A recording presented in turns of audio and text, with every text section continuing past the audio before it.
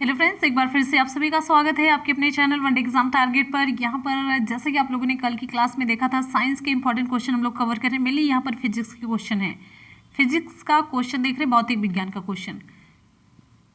Class 9 से 12 तक की एनसीईआरटी कवर हो रही है। और आपको बता दें, 3000 क्वेश्चन की श्रृंखला को मैंने स्टार्ट किया था एनसीईआरटी बुक से, और उसी की श्रृंखला का ये हमारा अगला वीडियो है। एक एक वीडियो डेली हम अपलोड करते हैं। कब? 3 बजे की क्लास में। 3 कब बजता है? दोपहर का 3, ठीक है। और एक सुबह का 3, तो दोपहर के 3 बजे आना है। जब हम कहते हैं दोपहर के 3 बजे, तो कुछ बच्चे पूछते हैं मैम 3 बजे AM या PM। तो आप सभी को बता दें, 3 AM तो बहुत सुबह होती है, जबकि हम उठे ही नहीं होते हैं। और दूसरा होता है 3 PM, दोपहर के बाद 12 बजे के बाद वाला समय। अब क्लियर हो चुका? चलिए आज की क्लास को स्टार्ट करते हैं। और आप सभी से रिक्वेस्ट करेंगे कि वीडियो को लाइक और दोस्तों में शेयर करना बिल्कुल भी ना भूलें। नोटिफिकेशन की प्रॉब्लम आप लोग को सपोर्ट करना होगा। क्वेश्चन है, ट्रांसफार्मर कार्य करता है किस पर? ये बहुत इंपॉर्टेंट क्वेश्चन है, खूब पूछा जाता है, मोस्ट इंपॉर्टेंट है। किस पर करता है? AC पर, DC पर, या AC और DC दोनों पर, या कोई भी सत्य नहीं है। ऑप्शन यहाँ पर हमारा ए सही हो जाता है। AC धारा पर ट्रांसफार्मर कार्य करता है। एक क्वेश्चन और इससे रिलेटेड पूछा जाता है कि ट्रांसफार्मर किस सिद्धांत पर कार्य करता है? तो ट्रांसफार्मर विद्युत चुम्बकीय प्रेरण पर काम करता है। इसी सिद्धांत पर यह काम करता है। लिख देते हैं विद्युत चुम्बकीय प्रेरण, ठीक है। और ये एक ऐसी युक्ति है जिसका उपयोग प्रत्यावर्ती विद्युत वाहक बल के आयाम को बढ़ाने या घटाने में किया जाता है। इसका उपयोग DC जो दिष्ट धारा है इसके लिए नहीं किया जा सकता है, क्योंकि इसका कार्य करना बदलती हुई धारा के चुंबकीय फ्लक्स में परिवर्तन पर आधारित होता है, यानी कि परिवर्तन करना होता है, ठीक है। तो बस इतना आप जानते रहिए। थोड़ा सा समझाना यहाँ पर देखिए, लैंग्वेज जैसे कि यहाँ पर जो भी लैंग्वेज यूज होगी उसके एक एक टर्म को अलग से बताना होगा। बस आप ये जानिए कि जो ट्रांसफार्मर होता है AC धारा पर कार्य करता है, तो ये केवल AC यानी कि प्रत्यावर्ती धारा के लिए प्रयुक्त होता है। और ये किस सिद्धांत पर कार्य करता है? तो विद्युत चुम्बकीय प्रेरण पर यह कार्य करता है।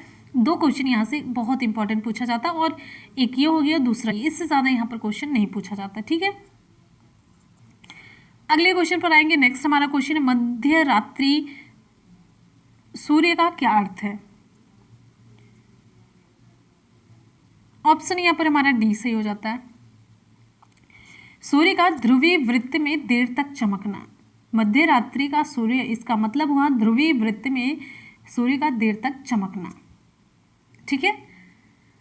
हम नेक्स्ट क्वेश्चन पर आएंगे। हमारा अगला क्वेश्चन आप सभी के लिए है।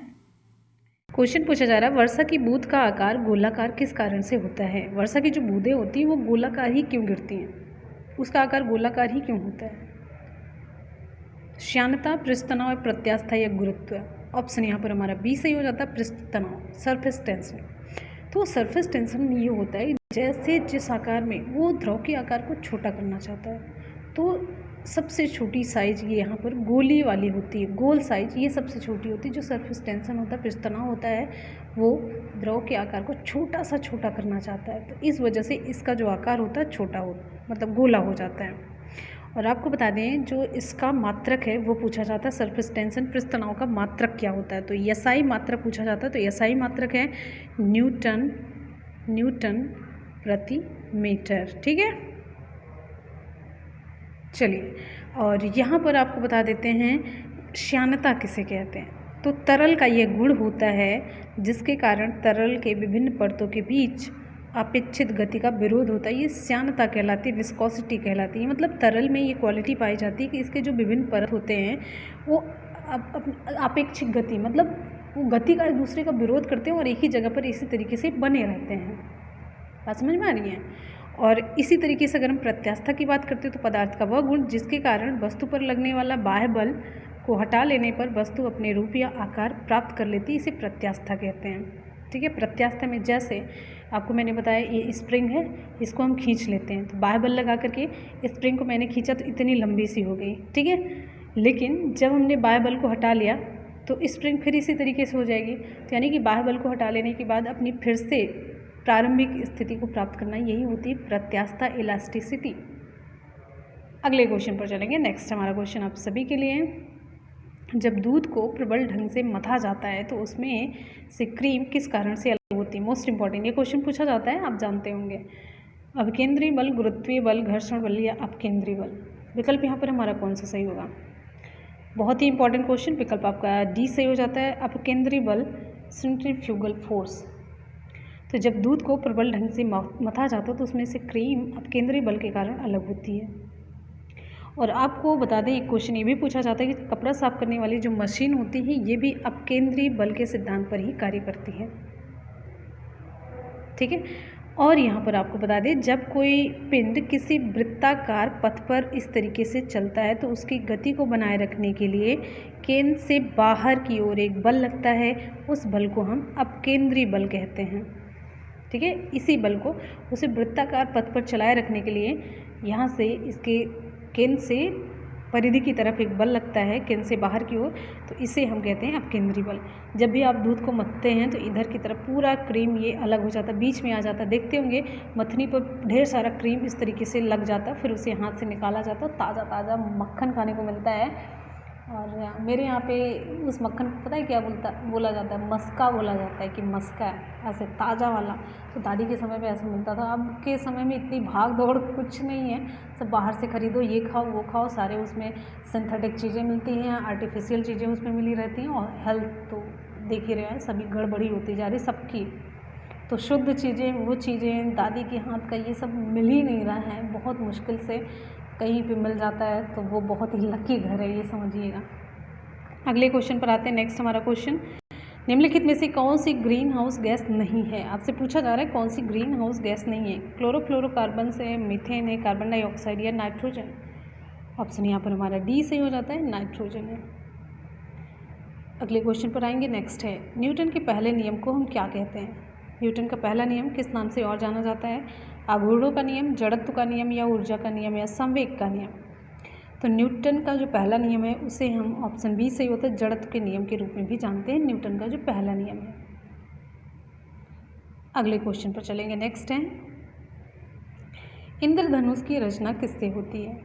इंद्रधनुष की रचना किससे होती है? जल की बूंदों द्वारा सूर्य के प्रकाश के अपवर्तन और परावर्तन से, या जल की बूंदों द्वारा सूर्य के प्रकाश के अवशोषण से, या जल की बूंदों में से सूर्य के प्रकाश के विसरण से, या जल की बूंदों के आयनन से? ऑप्शन यहाँ पर हमारा ए सही हो जाता है। इंद्रधनुष की रचना जल की बूंदों द्वारा सूर्य के प्रकाश के अपवर्तन और परावर्तन के विक्षेपण से होता है। इसमें 7 रंग होते हैं। ठीक है, आपको मैंने कल डिटेल में बता दिया था विबग्योर के बारे में। अगला क्वेश्चन, ऊंचाई पर उड़ते हुए विमान के केबिन के अंदर का दबाव कैसा होता है? आपको बताना है, बाहर के समान या बाहर से कम, या बाहर की तुलना में अधिक होता है, या समुद्र तल पर सामान्य वायुमंडलीय दबाव होता है? ऑप्शन यहाँ पर हमारा सही हो जाता है, ऑप्शन सी, बाहर की तुलना में अधिक होता है। ऊंचाई पर कोई विमान उड़ रहा है तो उसके केबिन के अंदर का जो दबाव होता है बाहर की तुलना में ज़्यादा होता है। ठीक है, देखिए आपको हम ये बता रहे हैं कि जो विमान यात्री होते हैं उनको फाउंटेन पेन की स्याही हटाने को कहा जाता है, क्योंकि दाब कम से कम कपड़ा खराब ही कर देता है। तो जो दाब होता है, दाब की वजह से स्याही बहने लग जाती है, ये क्या काम कर देता है? कपड़े को ख़राब कर देता है। इसीलिए कहा जाता है कि आपका जो कपड़ा है ख़राब हो जाएगा तो ये फाउंटेन पेन की स्याही को हटा लीजिए। और यहाँ पर एक इम्पॉर्टेंट क्वेश्चन बता दें, दाब पूछा जाता है सदिश राशि है या अदिश है? तो दाब कैसी राशि है? दाब है यहाँ पर आपको बता दें अदिश राशि। ठीक है, दाब है अदिश राशि। और दाब का एसआई मात्रक क्या होता है? न्यूटन प्रति मीटर स्क्वायर। ठीक है, और वायुमंडलीय दाब की बात करते हैं तो जो वायुमंडलीय दाब होता है उसका एसआई मात्रक होता है बार। और वायुमंडलीय दाब कितना होता है? 10⁵ न्यूटन प्रति मीटर स्क्वायर। और एक इम्पॉर्टेंट क्वेश्चन, पृथ्वी की सतह से जब आप ऊपर जाते हैं तो वायुमंडलीय दाब कम होता जाता है, और इसी वजह से पहाड़ों पर खाना बनाना कठिन होता है। जब वायुमंडलीय दाब कम होता है तो पहाड़ों पर खाना बनाना कठिन हो जाता है। अगले क्वेश्चन पर चलेंगे। नेक्स्ट है, दबाव को किससे मापते हैं? ऑप्शन सी, बल एवं क्षेत्रफल से। दबाव को बल एवं क्षेत्रफल से मापा जाता है। वायुमंडलीय दाब को बैरोमीटर से मापते हैं। किससे मापते हैं? बैरोमीटर से मापा जाता है।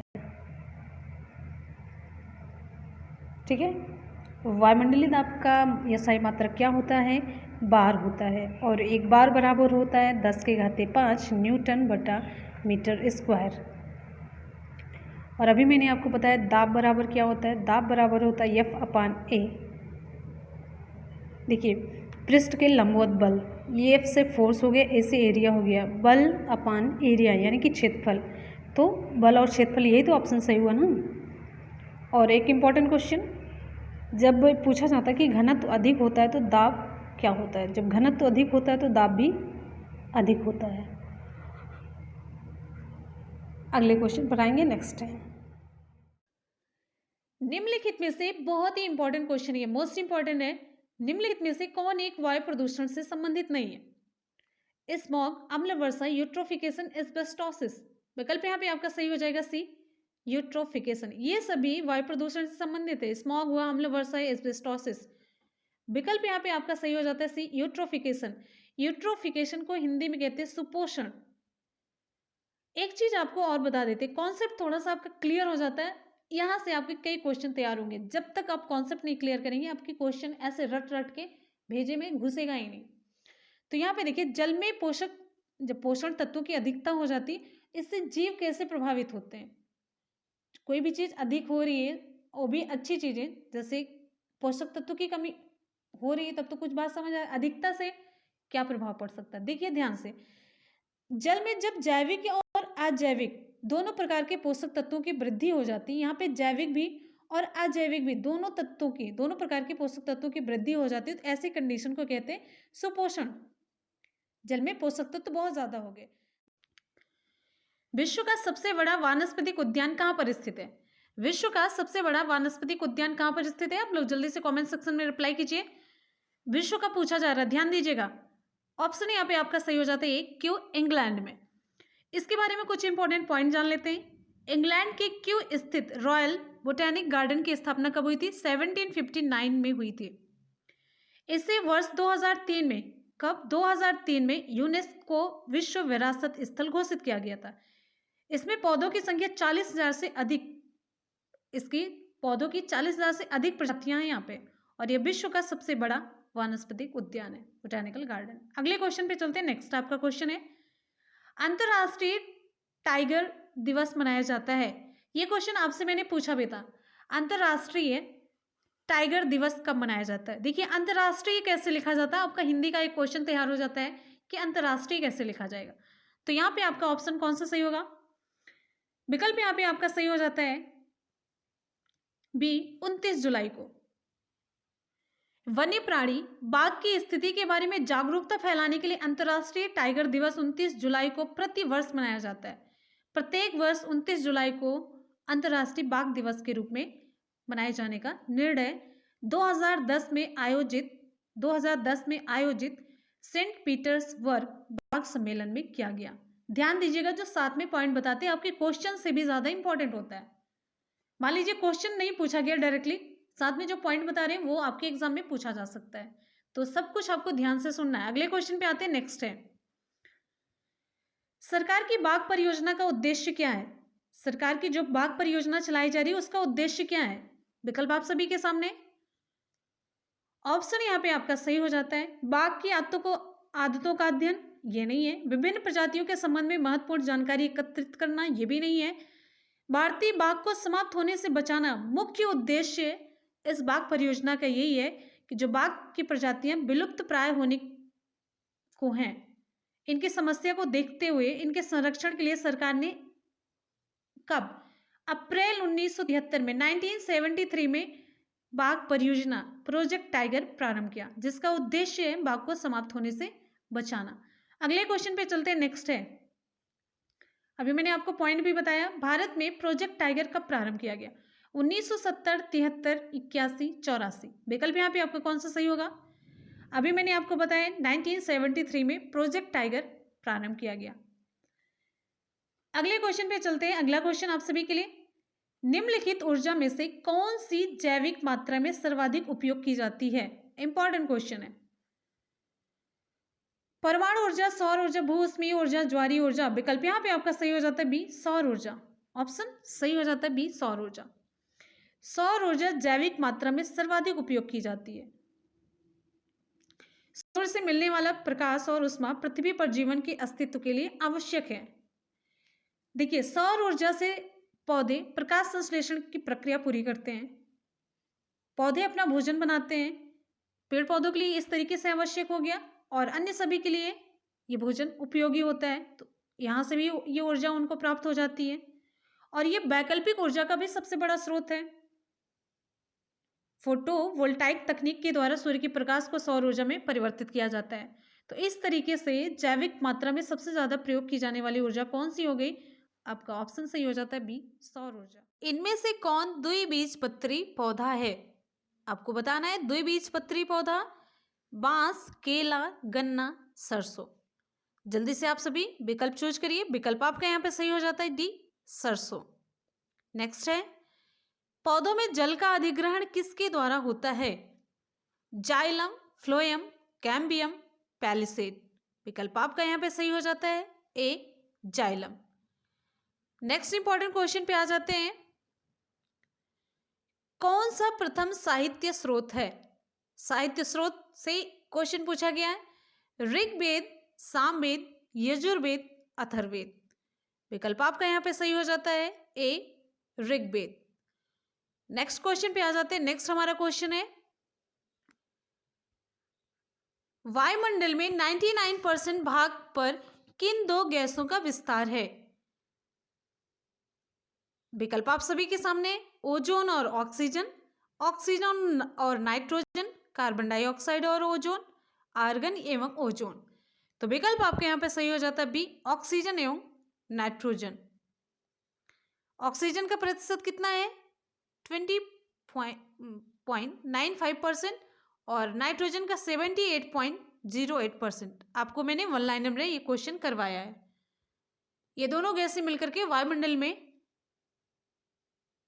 पूरा कितना बनाती है? 99% भाग बनाती हैं।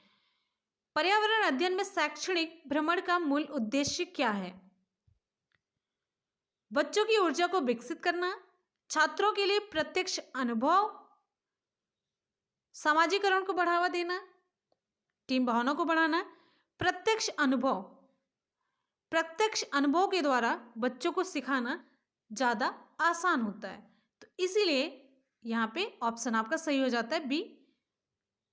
अगले क्वेश्चन पे आते हैं। अगला क्वेश्चन है, कार्यकीय रूप से शुष्क मिट्टी की क्या विशेषता है? इसको कैसे पहचानेंगे? शुष्क मिट्टी, शुष्क मृदा, एरिड सॉइल। कैसे पहचानेंगे? विकल्प यहां पे आपका सही हो जाएगा, वेरी गुड। यहां पे हमारा ऑप्शन सही हो जाता है सी, मिट्टी में लवण सांद्रता अधिक होगी। शुष्क मृदा शुष्क और अर्ध शुष्क जलवायु वाले क्षेत्रों में पाई जाती है। ध्यान दीजिएगा, इस प्रकार की मिट्टी में घुलनशील लवण और फास्फोरस की मात्रा अधिक होती है। लवण के साथ साथ आप ये भी जानिए, फास्फोरस की मात्रा अधिक होती है। शुष्क मिट्टी में नाइट्रोजन और कार्बनिक तत्व की मात्रा कम होती है। यह सबसे कम उपजाऊ मिट्टी होती है। ध्यान दीजिए कि इतने सारे पॉइंट इंपॉर्टेंट है। अगले एग्जाम में मान लीजिए ये क्वेश्चन ना पूछ करके साइड वाला पॉइंट पूछ लिया जाए। नेक्स्ट है, सतत और व्यापक मूल्यांकन क्यों आवश्यक है? सतत एवं व्यापक मूल्यांकन क्यों आवश्यक है? विकल्प आप सभी के सामने है, तो ऑप्शन यहाँ पे आपका कौन सा सही हो जाएगा? शिक्षार्थियों ने कितना सीखा यह जानने के लिए, शिक्षार्थियों की प्रगति निरंतर ना बनाए रखने के लिए? बिल्कुल नहीं होगा। निरंतर मूल्यांकन होते रहने से शिक्षार्थियों में परीक्षा का अनावश्यक भय नहीं होता है। तो विकल्प आपका यहाँ पे सही हो जाता है सी, निरंतर मूल्यांकन करने से विद्यार्थियों में परीक्षा का अनावश्यक भय नहीं होता है। अगले क्वेश्चन पे आ जाते हैं। अगला क्वेश्चन है, चरने वाले पशु वनस्पति को कैसे बदलते हैं? कैसे बदलते हैं? वेरी गुड, यहां पे हमारा ऑप्शन सही हो जाता है। चरने वाले पशु वनस्पति को कैसे बदलते हैं? तो विकल्प यहां पे आपका सही हो जाता है सी, चुनकर चरना। देखिए, घास चरने वाले पशु सभी वनस्पतियों को नहीं चरते, वे कुछ ही वनस्पतियां अधिक चरते, जिससे वे वनस्पतियां धीरे धीरे समाप्त हो जाती और उनके स्थान पर अन्य वनस्पतियां उग जाती हैं। ठीक है, चरने वाले पशु वनस्पति को चुनकर ही चरते हैं, जिससे वनस्पतियों में परिवर्तन होता रहता है। बात समझ में आई? इस प्रश्न का उत्तर, इसका क्या मतलब है? अगले क्वेश्चन पे आ जाते हैं। अगला क्वेश्चन है, निम्न में से कौन स्वस्थ अस्थियों के लिए आवश्यक है? देख लीजिएगा, ध्यान से ऑप्शन आपको पढ़ना है। यहाँ पे कैल्शियम जरूरी है, कैल्शियम के साथ साथ आपको कौन सा विटामिन जरूरी है अस्थियों के लिए? ध्यान दीजिएगा, विकल्प आपका यहाँ पे सही हो जाता है डी, कैल्शियम तो है, साथ साथ में आपको विटामिन डी भी चाहिए। क्लियर हो गया? कैल्शियम और विटामिन डी स्वस्थ हड्डियों के लिए आवश्यक होता है। इसकी कमी से बच्चों में कौन सा रोग होता है? रिकेट्स। और वयस्कों में कौन सा? एग्जाम में क्वेश्चन पूछा जाता है। रिकेट्स हो गया बच्चों में, और वयस्कों में ऑस्टियोमैलेशिया। देखिए यहाँ पे लिख देते हैं ऑस्टियो, ये हो गया मैलेशिया, ये बीमारी होती है। विटामिन डी का रासायनिक नाम पूछा जाता है, ये क्या है विटामिन डी का रासायनिक नाम? कैल्सीफेरॉल। अगले क्वेश्चन पे चलते हैं। अगला क्वेश्चन है, भारत में हिमालय की सबसे ऊंची चोटी का नाम है? भारत में हिमालय की सबसे ऊंची चोटी का नाम?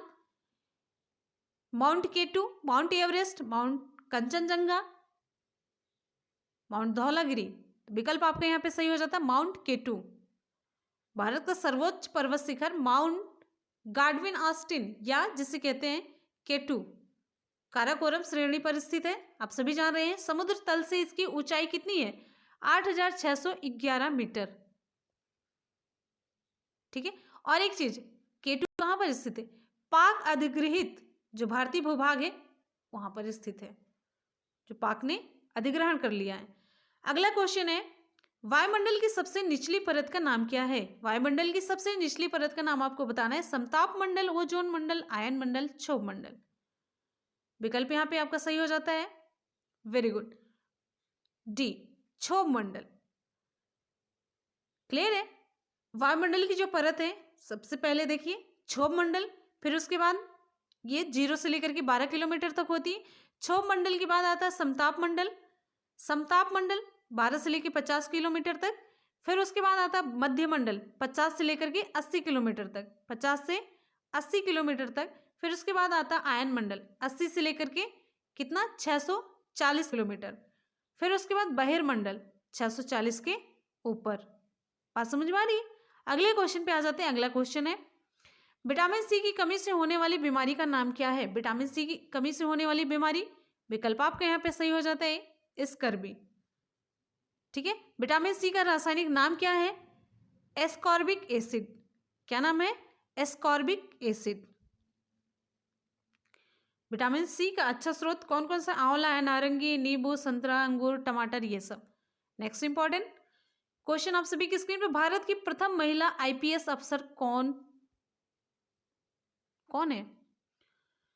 प्रतिभा पाटिल, पद्मजा नायडू, किरण बेदी, हंसा मेहता। विकल्प आपका यहाँ पे सही हो जाता है सी, किरण बेदी।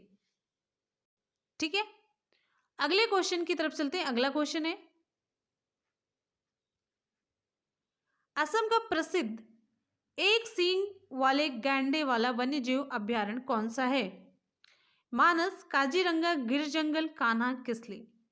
विकल्प यहाँ पे आपका सही हो जाता है बी, काजीरंगा। काजीरंगा राष्ट्रीय उद्यान असम राज्य में कहां पर? ब्रह्मपुत्र नदी के किनारे, ब्रह्मपुत्र नदी के किनारे स्थित है। 1950 में इसे वन्य जीव अभ्यारण्य घोषित किया गया था, और 1974 में इसे राष्ट्रीय उद्यान का दर्जा मिला। यह अभ्यारण्य मेनली एक सींग वाले गैंडे और हाथियों का प्रमुख रूप से निवास स्थल है। अगले क्वेश्चन पे आते हैं। जो इंपॉर्टेंट पॉइंट होगा साथ साथ में आपको बताते चलेंगे। निम्नलिखित में से कौन सा आग्नेय चट्टान का उदाहरण है? आपको आग्नेय चट्टान का उदाहरण बताना है। ये सीईआरटी की ज्योग्राफी में सारे मैक्सिमम क्वेश्चन आपको मिल रहे हैं। बेसाल्ट, चूना पत्थर, स्लेट, ग्रेफाइट, आग्नेय चट्टान का उदाहरण आपको बताना है। विकल्प आपका यहाँ पे ए सही हो जाता है, बेसाल्ट। ठीक है, अगले क्वेश्चन पे आ जाते हैं। अगला क्वेश्चन आप सभी की स्क्रीन पे। तो फ्रेंड्स, यहाँ पर आज की क्लास हो जाती है कंप्लीट। आपको कैसी लगी ज़रूर बताइएगा, और जाते जाते वीडियो को लाइक और दोस्तों में शेयर करना बिल्कुल भी ना भूलें। चलते हैं आज के सवाल की तरफ। आज का सवाल आप सभी के लिए, वर्षा की बूंद का आकार गोलाकार किस कारण हो जाता है? श्यानता, पृष्ठ तनाव, प्रत्यास्था या गुरुत्व? ऑप्शन कौन सा सही होगा आप लोग कमेंट सेक्शन में फटाफट से बताएंगे। तो आप लोग पढ़ते रहिए, मेहनत करते रहिए, सफलता जरूर मिलेगी। इसी के साथ ही मिलते हैं फिर नेक्स्ट वीडियो में। तब तक के लिए good bye and take care. Thank you so much. Love you all. Bye bye and take care. जय हिंद।